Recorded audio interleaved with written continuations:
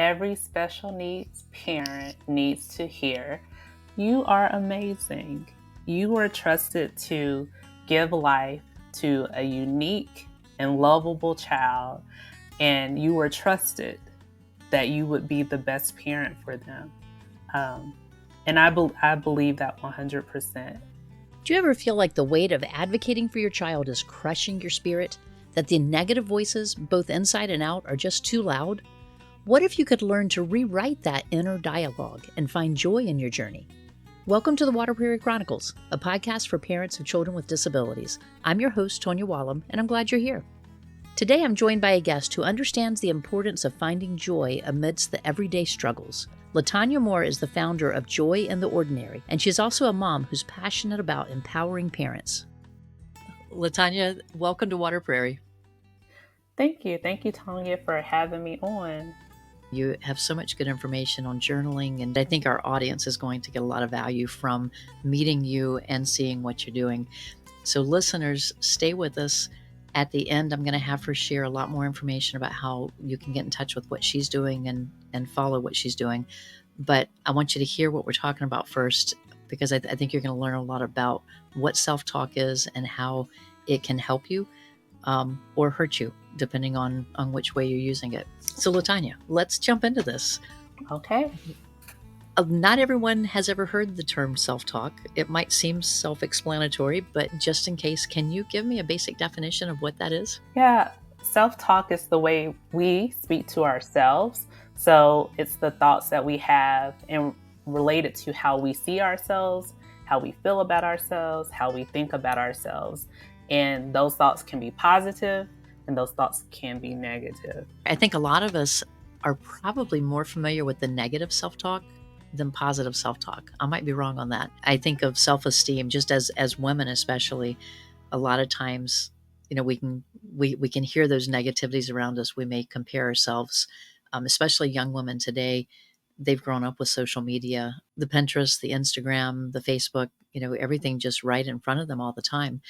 And so I think that can lead a lot of times, and men can face this as well, but a lot of times we can picture ourselves in comparison to that image that we see. Is that what you're thinking of as far as when we're talking about self-talk, like what we're telling ourselves about ourselves? Yeah, so it's like what you've said, and it's also the things we've internalized from what other people have said about us throughout life. Like think back to your childhood. Someone may have said, "Oh, you didn't do this really, very well." And you hold on to that thought about that particular thing. So when you're trying to do it again as a grown up, those thoughts still pop up like, well, I don't know why I'm trying this anyway. I'm not good at it. I've never been good at it. I wasn't good at it when I was 6. I'm not good at it now. So it can be from external visual things, but it can also be from external words.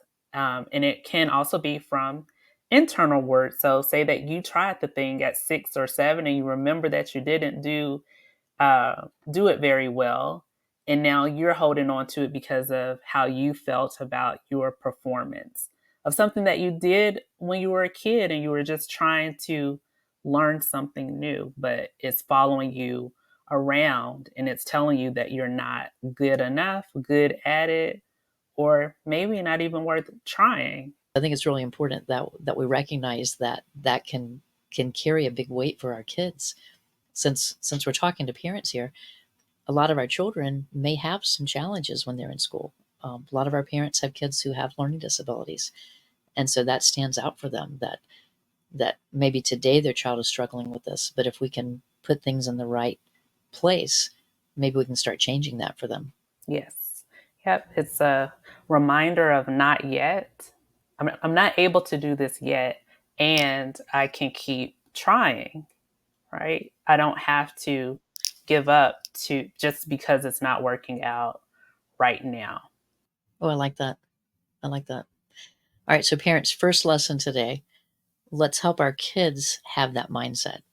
Not yet, but we're going to work on this. And then maybe tomorrow it will be. So let's keep going there. But I'm going to switch our conversation because I really want to talk to our listeners. because I think a lot of our parents struggle with this. And I know from my experience, both my kids have disabilities. When they were young and we were going through diagnosis process, I had a lot of people saying, well, you don't need to worry about having a diagnosis. Just don't tell anybody, and everything's going to be fine. And so, so I kind of struggled with, you know, do I share this part of my life with anyone? And I got to the point where I realized that if I don't share this with anyone, I'm going to explode because you can't pretend one thing and it be something else. And I think we probably have a lot of parents listening who may be doubting themselves. Do I have what it takes to help this child, to ask the right questions, to get to the right doctor, to the right teachers? And so I think a lot of that negativity can kind of weigh us down as well. Do you have any suggestions for strategies that could help parents that are feeling that type of stress or negativity? Well, advocating for other people, our children, it does take a lot of effort. It takes a lot of energy. And sometimes you don't know what you don't know, and you don't know which questions to ask. So, in that, I want to encourage you to give yourself grace, because none of us know all of the things. No, even experts are continuously learning new things to add to their toolkits. So if they are doing that, then it would also make sense that the parent who's received a new diagnosis, or it's changed or it's evolved over time, would also need time and space to figure out some things. And so I do want to, first, I want to encourage you that you don't have to know everything. And as far as the sharing, I know for myself, with my, so I have mental health diagnosis. So for me, it's easier for me to say, I'm dealing with anxiety. That's what's going on with me. Because when I'm honest with myself, and the people around me are aware that, okay, she is dealing with anxiety, then we can navigate that space a little more easily, instead of them trying to figure out, like, what's going on with her, or what's happening, because this might be outside of how they normally interact with me. When it comes to our children and what they're going through, you do get to decide if you want to self-disclose on their behalf or not. I found that when parents share with me that, my child is autistic, or I have an autistic child, however they bring it to me, um, I appreciate it. I ask them, like, what is it that you need for me to do? Like, how can I help support your child? Um, but if they don't share that with me, right, I'm just going to say, oh, it's a quirky little, the child's just a little quirky, and, it is what it is. And I mean, and maybe I treat them the same way, because maybe their coping skills and their tools that they bring with them, they are able to still manage in the environment that they're in with me. But if they are having a day like I was having with my anxiety, then I can say, oh, it's something a little bit more than what they normally bring. So I find that it's easier for me, to just be open and honest, so that people can meet me where I am. And I think that could be freeing for the parent also, to not feel like you have to hold it all together, because all of us are unique. I'm not to downplay those of us that have diagnosis, but we are all unique. And so we're all bringing something different to the table. And when we're open about our differences, it can make it a little bit easier to navigate. You bring up a good point because there's something for having a simple name and not have to explain a lot of things. So being able to say, I'm just dealing with some anxiety right now, most people can understand what that means if you're talking with adults. I work in customer service at a part time job, and I'll have families come through where they have a child in full tantrum mode because they're exhausted, they're hungry, there's some trigger that's happening. And as a parent, I see that, but I look at the other customers around them and they don't see that. They're seeing, well, this kid just needs to be taken out to the parking lot and having some discipline because they're not acting right.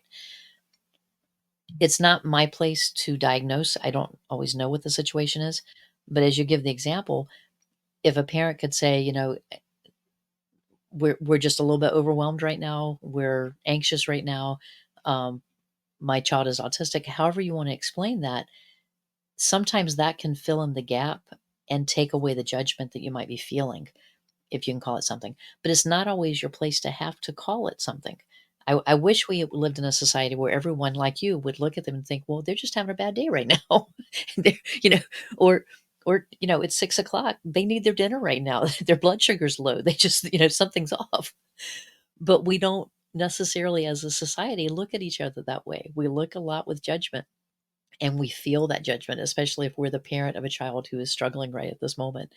So I can understand the stress. I remember those years of stress, especially when they were young, and feeling all of the looks, even if they weren't meant that way. I took them that way internally and felt anxious myself, trying to get out of the situation. There were times where we would leave a shopping cart and just go out to the car and just de-stress because I needed it as much as the kids did at that point.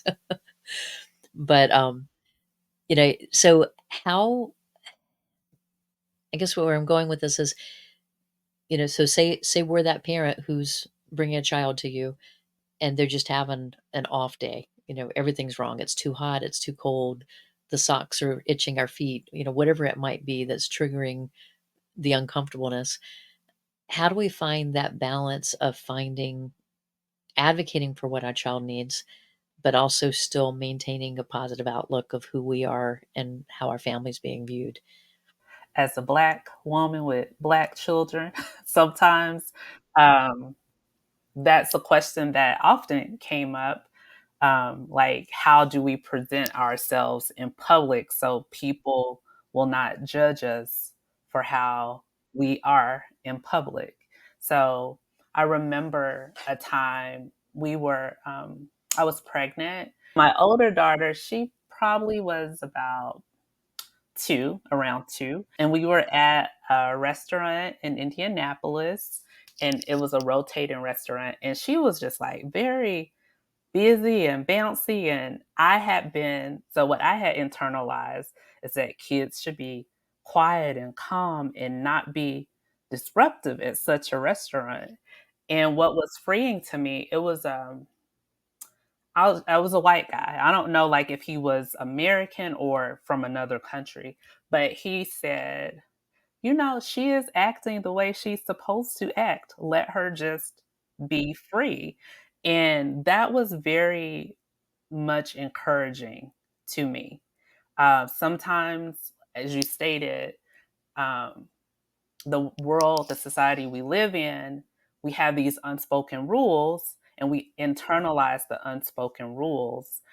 But after he said that to me, it really shifted the way I looked at parenting. Like, I'm not parenting for society. I don't want my kids to be out there causing havoc across the nation or anything like that. But more so, like, I'm not raising them to make everyone else comfortable. Like, I want them to be comfortable first because just as I have anxiety, some of the people I birth also have it too. And so having to be like, okay, this is how I process it. This is how she processes it. It doesn't look the same. It just doesn't look the same. And it's not fair for me to project onto a child um, this certain behavior that they don't have the capacity for. Like, they just don't have the capacity for it.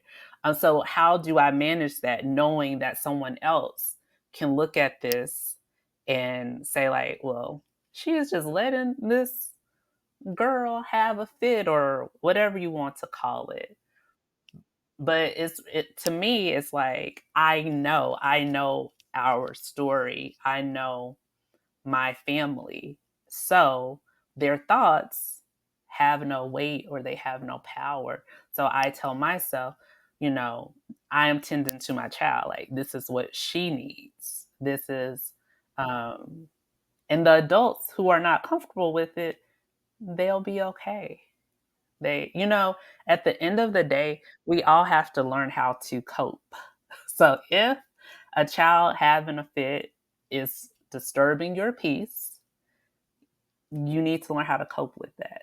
It's too much for us to carry the weight of our children who need us, ourselves, and then the world as a whole on top of it. It's going to weigh you down. So my suggestion and what I would encourage parents to do is really think about what's happening in front of them with the person that they are connected to and who they actually care about, like what's happening. And yes, can the behavior, like if you're already worn down, can a child dealing with stress you out? Absolutely. It absolutely can. So it's important that parents learn how to give themselves great coping tools and be aware of how you're feeling at all times so that when your child is going through whatever your child is going through, you're already in this state of being calm so that it's not going to make you spin out. And then you have two people having meltdowns. And I think we all recognize that we're gonna be in situations where we are stressed. It's, but I do wanna ask you, how long did it take you to get to the mindset where you could block out the others and focus on what your family needed and what you needed? Because that doesn't happen overnight. It does not. It's like it's to me, it's probably a lifelong process because first it's like learning how so taking in like if that man, whoever he was at that restaurant, wouldn't have said that to me, I probably it wouldn't have tickled my brain like, huh, she can just be free and I can just let her be a kid. And then the other part of that, witnessing other people do it, um, like seeing other like I have one friend, her kids, they used to like run up and down the restaurant. She did not care. Like it did not matter. And I was like, that is freedom. Like that is freedom. And let's be free. Now, do you want them to disturb other people's meals? Maybe not, but what I noticed, the other people didn't care. They were, like, happy that they were happy. It wasn't as big of a thing that we make it out to be. So it like I said, that was after my kids were past the toddler age when I witnessed my friend doing it. So taking in these things like, um, by surrounding yourself with people who feel free, who are a little more freer and less rigid, that helps. And I really do believe like it's um it's kind of like this lifelong thing because do not if you're not giving yourself permission to be free, because I think it really starts there. Like it's hard to give your kids permission to be free if you feel like you have to be rigid within yourself. So I think that I was able to hear him a little bit more because I had also started wanting that for myself too, like not to conform and not to perform for other people. And I think we are taught that, whether like growing up, we're taught how to act in the classroom so that you don't get in trouble, how to be a good child for our parents so that they don't have to fuss at us. So some of that stuff, it does take away our freedom, whether we realize it or not, because some of the things that we want to do are not necessarily bad things. They're just things that are curious. Like we're curious and we are kind of taught to get rid of the curiosity. So, uh, first, I would encourage you, if you feel rigid inside of yourself and you don't feel like you're free enough to say no, or free enough to ask questions, or free enough to try something that you've never done before, or free enough to splurge on something that may not actually be considered a splurge. If you don't feel free enough in yourself to do those things, it can be hard to give someone else that same freedom.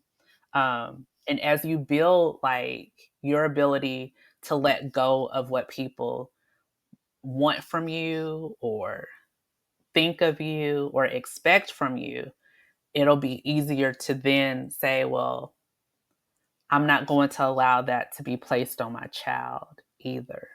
Another tool that I picked up was realizing um, that our kids are separated from us. They are not us. They are like they're.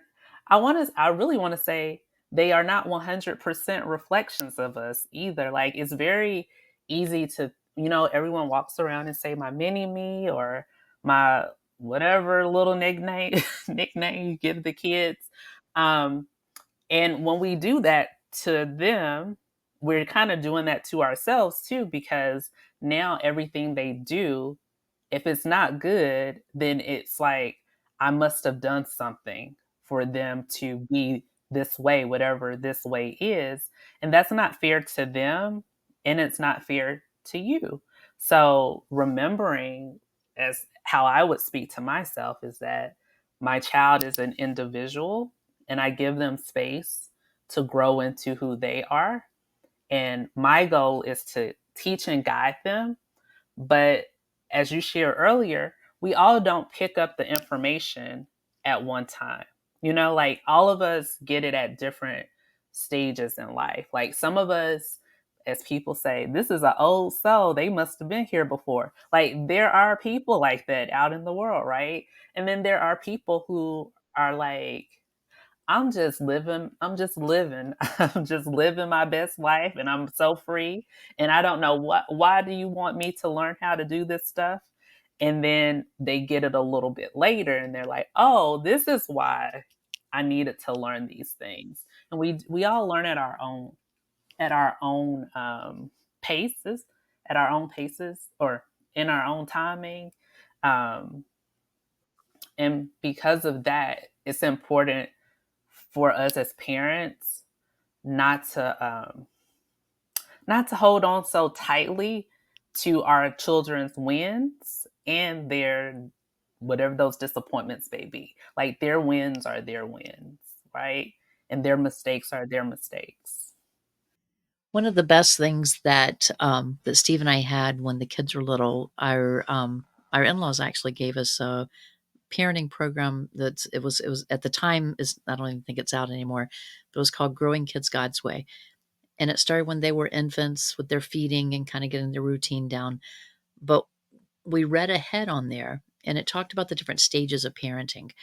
And so my kids are in their early 20s right now, but around those late teen years, it talked about going into the coaching phase of parenting. We start early where we say this, they do this. It's almost like that. If I say jump, your answer is how high. So that's when they're little. We're protecting them from dangers. We're watching them. We're keeping them as close as we can, so that they can grow and they can learn. But our goal as parents is for them to be independent adults one day. They can't all of a sudden just jump out there and be independent if we don't give them that freedom to have some autonomy and to decide who they are and to make these choices. And that's a hard stage for parents whenever they have to start letting go a little bit and letting them be not a mini me anymore and make those choices. This is a little individual who is, even at 2, when they're saying no to everybody, they're practicing some authority that they have about themselves. And the goal of that 2-year-old is that they'll be a 25-year-old who's on their own one day. And those are some of the harder parts, I think, of parenting. It'd be nice if we could just kind of put a leash on them and lead them along and they'd be fine. It might be frowned on by society, but but it would be easier, right? All right. Well, before we finish here, I want to go into this season. I've been having each of my guests give some advice to our listeners by finishing some open ended statements that I give them. So I have, I think, 3 or 4 of them for you.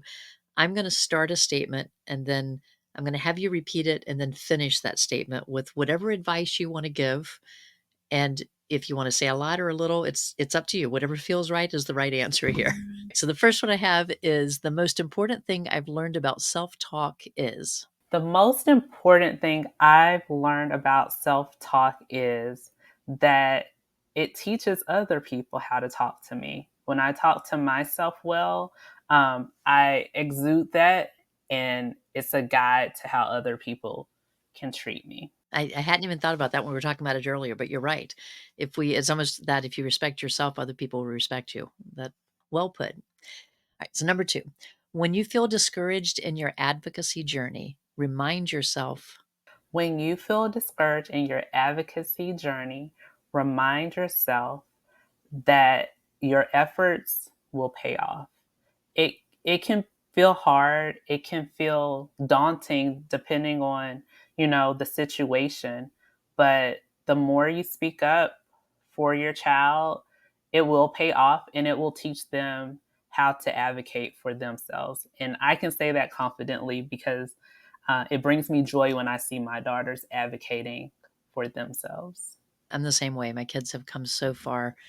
Now they go into their college, they go into their professors, they can explain exactly why they need a certain accommodation and how it has worked in the past, and they don't have any trouble with it.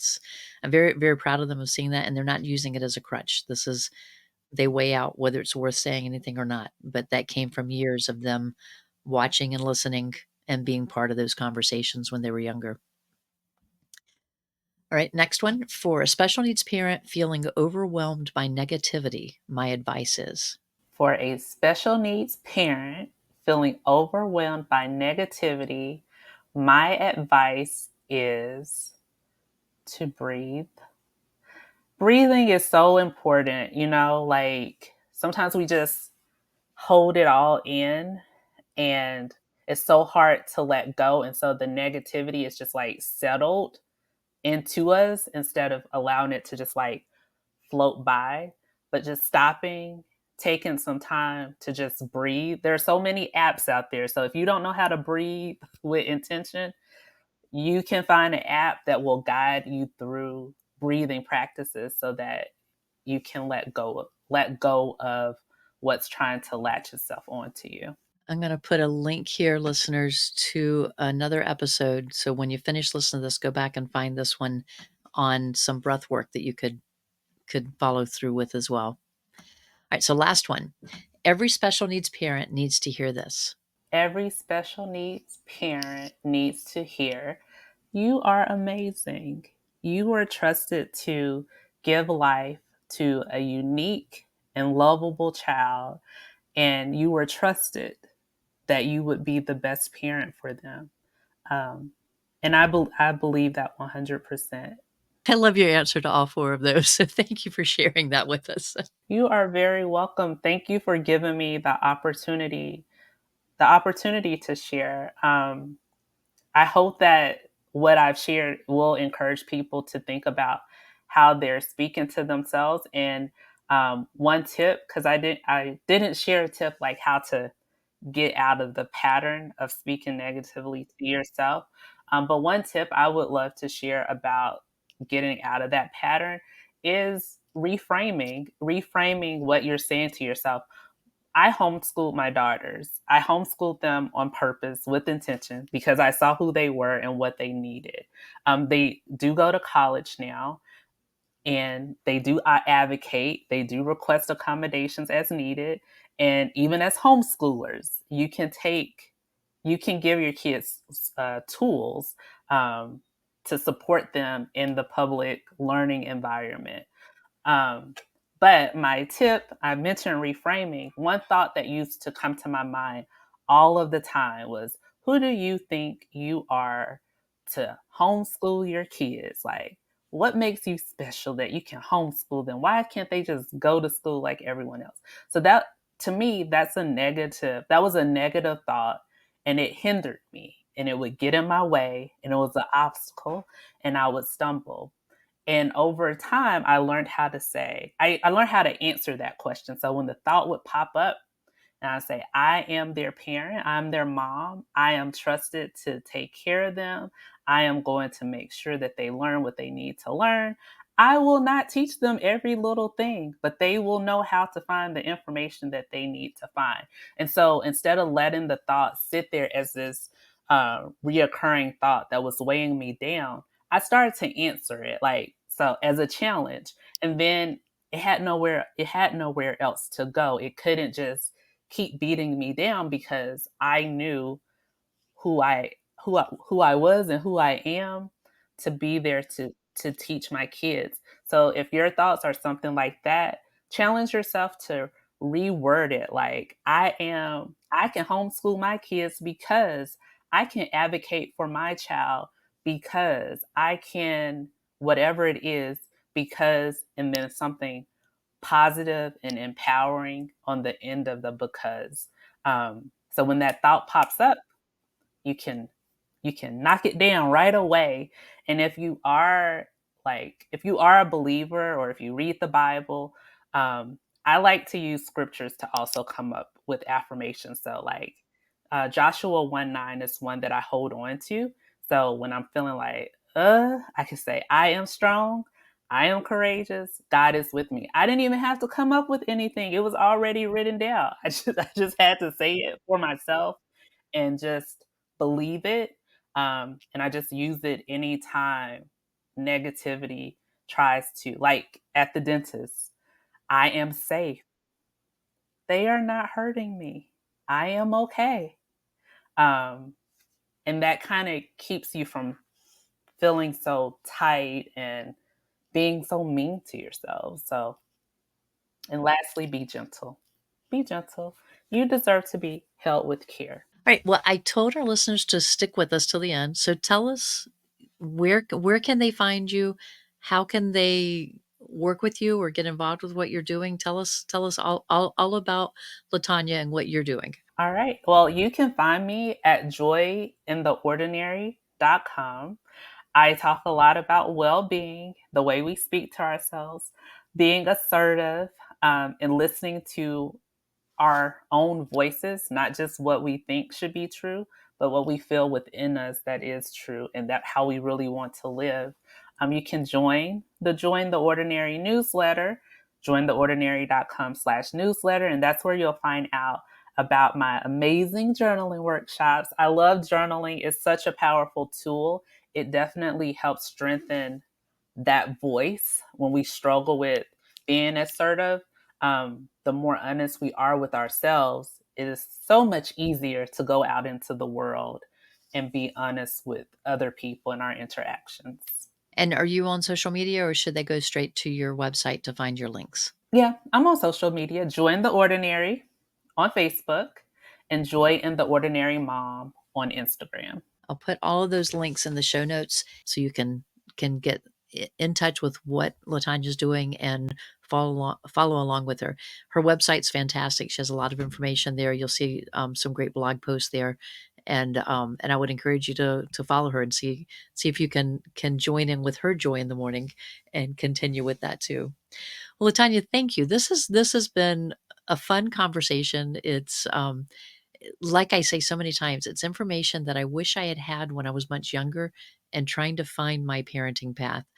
But I know we have a lot of parents who are listening who are going to benefit from having heard what we talked about today. So thank you for sharing this with us. Thanks for having me on, Tonya. I really appreciate it. It was fun. It was Yeah, fun just to it was. talk and share. I always love meeting other moms. What a great conversation with Latonya Moore. I hope you're feeling more equipped to manage your self-talk and embrace your parenting journey. Remember, you are amazing, and you are the perfect parent for your child. If you found this episode helpful, please give it a thumbs up and subscribe to Water Prairie. We're here to provide support, encouragement, and practical advice for parents of children with disabilities. And be sure to join me next time when I'll be diving into the world of dyslexia. I'll be talking with a mother and son duo who have written a delightful children's book about a taxi who navigates the world with dyslexia. It's a story of celebrating neurodiversity that you don't want to miss. Thanks for watching, and I'll see you next time.